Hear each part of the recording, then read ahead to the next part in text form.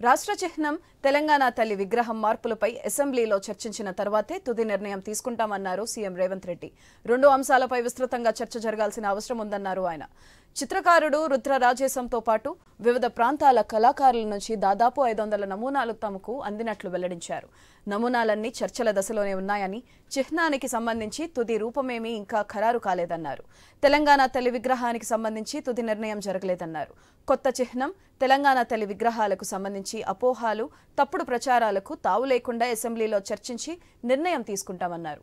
అందరికీ ఆమోదయోగ్యంగా ఉండేలా, తెలంగాణ ప్రతిష్ట ఇనుమడించేలా, భావితరాలకు స్ఫూర్తిదాయకంగా ఉండేలా తమ కార్యాచరణ ఉంటుందన్నారు.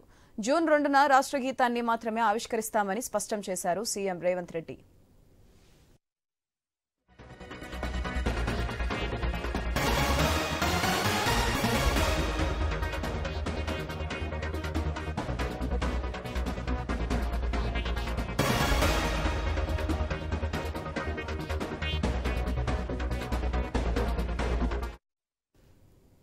రాష్ట్ర చిహ్నం తెలంగాణ తల్లి విగ్రహం మార్పులపై అసెంబ్లీలో చర్చించిన తర్వాతే తుది నిర్ణయం తీసుకుంటామన్నారు సీఎం రేవంత్ రెడ్డి.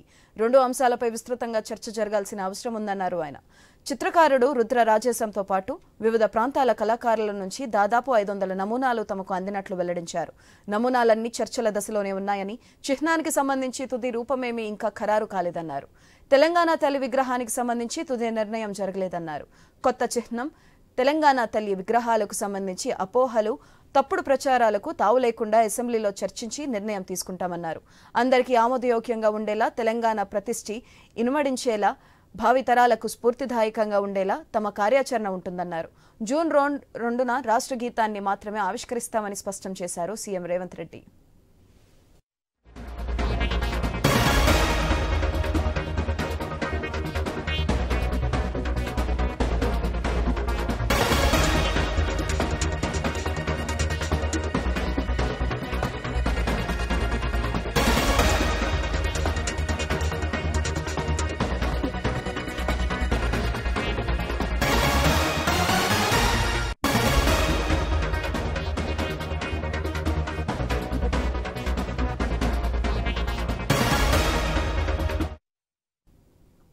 రాష్ట్ర చిహ్నం తెలంగాణ తల్లి విగ్రహం మార్పులపై అసెంబ్లీలో చర్చించిన తర్వాతే తుది నిర్ణయం తీసుకుంటామన్నారు సీఎం రేవంత్ రెడ్డి.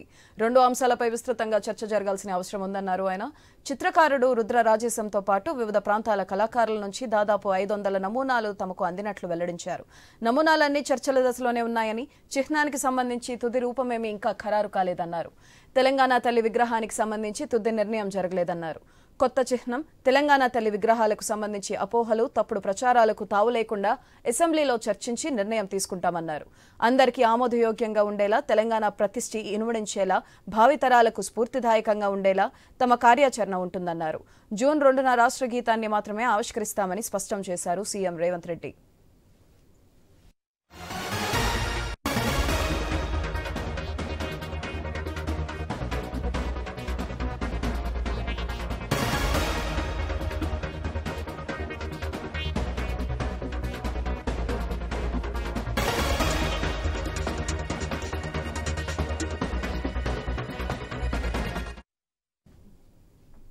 తెలంగాణ రాష్ట్ర గీతంగా జయ జయ హే తెలంగాణ గేయానికి ప్రభుత్వం ఆమోదం తెలిపింది.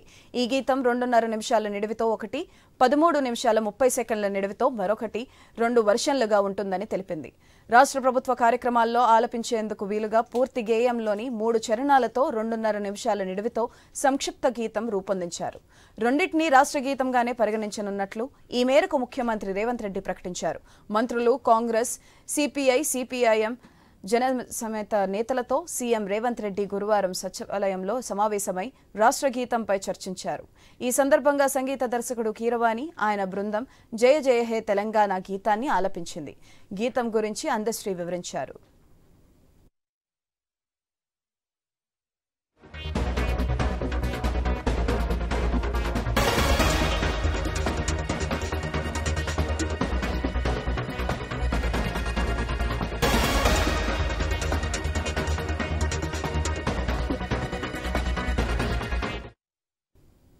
జై జయ హే తెలంగాణను ప్రభుత్వం రాష్ట్ర అధికార గీతంగా ఆమోదించడంపై కాంగ్రెస్తో పాటు ఇతర పార్టీల నేతలు హర్షం వ్యక్తం చేశాయి.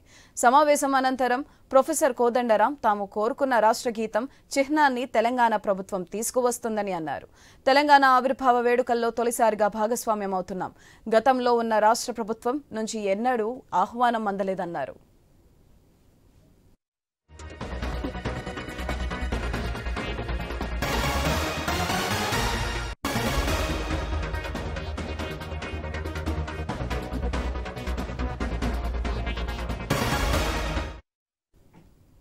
తెలంగాణ రాష్ట్ర గీతంగా జయ జయ హే తెలంగాణ గేయానికి ప్రభుత్వం ఆమోదం తెలిపింది. ఈ గీతం 2.5 నిమిషాల నిడివితో ఒకటి, 13 నిమిషాల 30 సెకండ్ల నిడివితో మరొకటి 2 వెర్షన్లుగా ఉంటుందని తెలిపింది. రాష్ట్ర ప్రభుత్వ కార్యక్రమాల్లో ఆలపించేందుకు వీలుగా పూర్తి గేయంలోని 3 చరణాలతో 2.5 నిమిషాల నిడివితో సంక్షిప్త గీతం రూపొందించారు. రెండింటిని రాష్ట్ర గీతంగానే పరిగణించనున్నట్లు ఈ మేరకు ముఖ్యమంత్రి రేవంత్ రెడ్డి ప్రకటించారు. మంత్రులు, కాంగ్రెస్, సిపిఐ, సిపిఎం, జనసమితి నేతలతో సీఎం రేవంత్ రెడ్డి గురువారం సచివాలయంలో సమావేశమై రాష్ట్ర గీతంపై చర్చించారు. ఈ సందర్భంగా సంగీత దర్శకుడు కీరవాణి, ఆయన బృందం జయ జయ హే తెలంగాణ గీతాన్ని ఆలపించింది. గీతం గురించి అందశ్రీ వివరించారు.